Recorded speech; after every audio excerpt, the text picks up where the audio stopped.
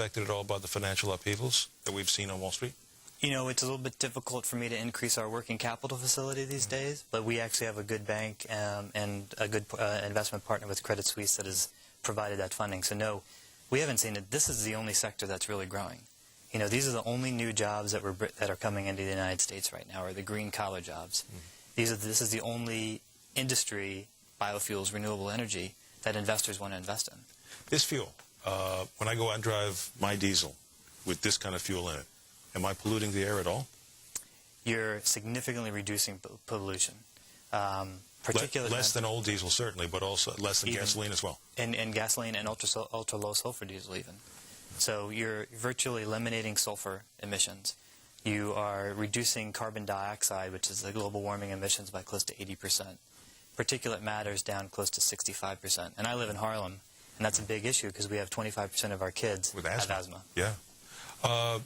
Would you, at that point, I mean, are you going to have your own service stations at one point, like some other refineries currently have right now, or would you create deals to supply for the names that we know out there right now? Yeah, I mean, we're picking our bets. Our focus really is on refineries, building those refineries and the capacity to be able to serve the market. But it's not going directly into the retail end of the business yourself. Not right now. I'd love to see innovation. I'd love to see innovation fuel signs all over the place, but not right now. Our focus is in refineries. Do the big oil, as they are called by so many, what does big oil think of you?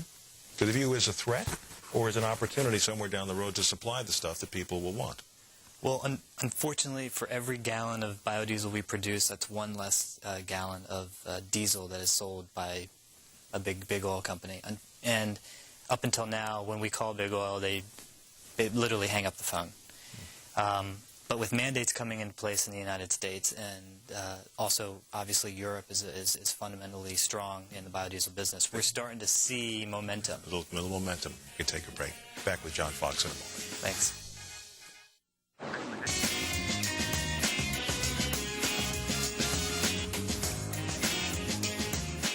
Back once again, John Fox, the head of Innovation Fuels, is our guest. We're talking about biodiesel, the coming of... Would it be accurate of me to anticipate that at some stage, I mean, you obviously have a strong vested interest in this, but do you anticipate a time when biodiesel is basically the only fuel out there? I can envision a time that's the case, absolutely. You have a timeline, perhaps? I think it's going to be 40, 50 years out there. But I also believe that there's fuels that we have no idea where the potential for other fuels. One of the biggest things, I think, and I believe in my lifetime, we're going to see the Jetson-style people flying around in flight. With the flying car? With the Which flying was always vehicle. promised to us, yes. Exactly. Yeah. And where we need to go as a fuels industry to get there is reduce the energy density. Because what does that mean, energy density? Where you're getting per gallon, you're getting much more output in the vehicle, and you actually have lower fuel requirements. So is it what we refer to as efficiency, or? Yes. Yeah, but it's more than just mileage. It's power output, and it's also mileage.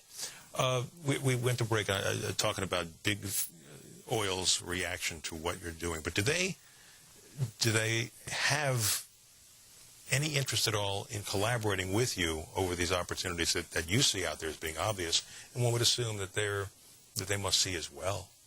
It's slowly coming into being. You know, if I'm an oil executive, I can understand these businesses are relatively small, and they're not impactful and to their bottom line to be partnering. So a lot of these are just research and development projects for oil. They know it's coming though.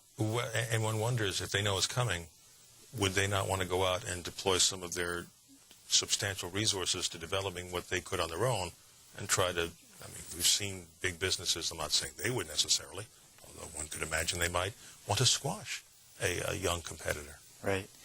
I think it's much more a collaborative approach. In the energy industry, this is one thing that I love about the energy industry is it all is a matter of partnerships and collaboration to move it forward. And that's how most of the oil industry operates. I think right now it's just not big enough for them, unfortunately. And that's my job. My job is to make it big, make it impactful, so that they see there's a viable business opportunity in biofuel. The biggest issue is the cold flow property. When you're in a vehicle and you're in 0 degrees weather, you want to make sure that vehicle is going to start. Yeah, well, the old diesels, we used to have Get the cold start, the glow plugs, right? Exactly, exactly. And we used to call them oil burners, in fact, sometimes. They sounded just like that. What, overseas, is it the demand growing faster than in this country? It is, and it's primarily in Europe. Primarily in Europe, largely because of the diesel fuel products. Once again, I mean, you mentioned the influence of government here to help promulgate the policies that lead to the consumer demand for this. Is it the same kind of push-pull effect in Europe? Are European governments kind of setting the stage for the consumer to want this? They are. They're mandating it, first of all, and they're also incentivizing them through tax incentives. And I think that's the way to go, because it really makes a lot of sense for governments, because when you take into consideration health effects, when you take into consideration the environmental effects of our fuel business, it's very much a policy issue. Got to take one more break, John. Come at Innovation Fuels is our guest. A lot of us know diesel primarily because we see the big rigs going up and down America's highways and byways, and the truckers certainly with the fuel cost episodes that have gone on, the increases over the past couple of years have really been hit hard. And a lot of the cost, ostensibly, has been passed on to American consumers or has been eaten up by merchants who are really struggling right now. What kind of opportunities do you see for biodiesel in the trucking industry? Well, we're actually selling biodiesel at less than the cost of most diesel refined product right now. So we see a lot of potential in the trucking industry and marine, I'd say primarily marine transport, trucking, and in heating oil. Marine because it's biodegradable. You make a spill and it basically rectifies itself. So this does not, you don't need a hazmat team out there or anything? I mean, if somebody's out there on the river and they have a fuel leak on their either pleasure craft or on some sort of like commercial craft, we don't have to worry about it at all? You don't. Unfortunately, the government treats biodiesel just like diesel fuel right now. So we're working with the authorities to educate them on the benefits and really the biodegradability of the fuel itself. What is the cost right now? If you can average it out against what we would pay for traditional diesel at the pump right now? Right now, we are selling at about $3.10 a gallon. $3.10? Yeah. So, and then you have to tack on the transportation and costs and things absolutely. like that. But so then that is roughly equivalent to what traditional diesel is, or a little bit? It's a little bit less. Yeah. At the pump, it'll be a little bit less. As you get larger, as you add these facilities and you expand your marketplace, does that give the ability to lower the prices, or will prices have to go up because of your own transportation costs? First of all, do you require that the tankers be biodiesel to take you? We don't yet. Not yet. But I only drive in a biodiesel car right now. So. Will the it just occurred to me, I mean, the shipping fleets that are out there, so many of them have been replaced in recent years during the boom. Right. What does that factor into your overall business plan? It's big. It's a huge opportunity for us, specifically down in the cruise line industry, which has a significant environmental impact on total global emissions.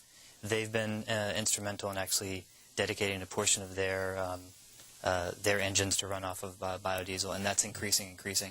We also are working with our shipping, because we do a lot of ship traffic over into the European market, so we're working with them. And it's just really a lot of education. They want to test it, they want to see that it works. They don't want to be out in the middle of the ocean and have something fail, which I totally understand. But once we get them over that hump, they're much happier. Are there any reasons to be concerned about that? Is it less volatile by its very nature, and therefore you need to sell them on it that way? Actually, you're getting a much higher cetane value, which you get better power output. The only issue that we have to address is the cold flow properties. So that's why we're focused our research and development on plants that actually generate fuel that is of equal quality to diesel. So we wouldn't, if you're upstate New York or Minnesota or wherever, you're going to do as fine as you would if you're in Georgia or Alabama. Exactly. Or driving trucks up into the Arctic. Yeah. But there are some winters where that doesn't sound like a bad idea. Trust me. Listen, we really thank you for coming on in and appreciating and wish you all the best. Thank you very much for having me, Mike. All right. And thanks for watching. We'll see you next time.